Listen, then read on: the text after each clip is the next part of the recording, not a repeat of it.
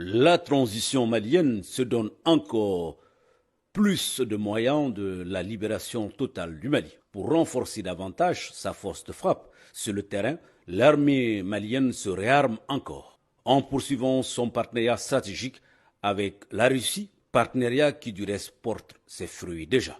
Et cela à travers l'acquisition d'équipements militaires de dernière génération qui visent à renforcer les moyens de combat de l'armée malienne. C'est tard, la nuit du dimanche 17 avril 2022, que le chef d'état-major général des armées, le général de division Oumar Diarra, accompagné par les cadres de l'armée, a réceptionné un important lot de matériel flambant neuf en provenance de la Russie et destiné à appuyer les troupes dans l'exercice de leur mission de défense de l'intégrité du territoire. Composé d'hélicoptères de combat, de radars de surveillance de l'espace aérien de 4e génération et d'équipements connexes, cette nouvelle acquisition est la preuve d'une forte volonté des plus hautes autorités du Mali, notamment le chef de l'État, le colonel Assimi Goïta, d'équiper les forces armées et de défense afin qu'ils puissent renforcer la force de feu et répondre aux impératifs opérationnels sur le terrain en toute autonomie.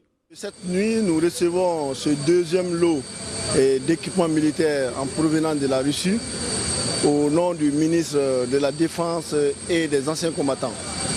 Donc c'est la manifestation d'un partenariat très fructueux depuis que nous avons commencé à reprendre à travailler avec l'État russe.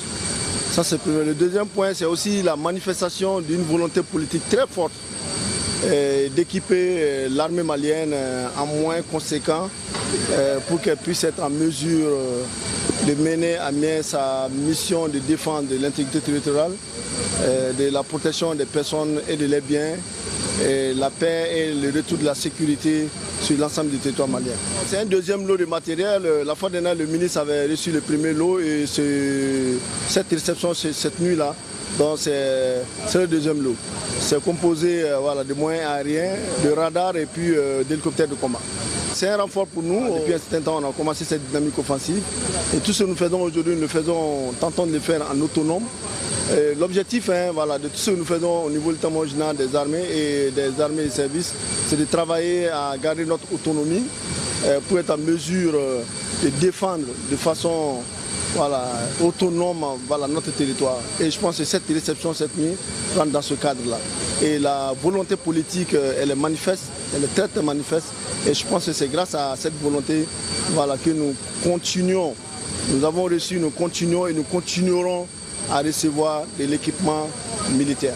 Depuis un certain temps, on le sait, le Mali travaille avec l'État russe et l'acquisition de tous ces matériels, c'est dans le cadre de ce partenariat entre l'État russe et puis l'État malien.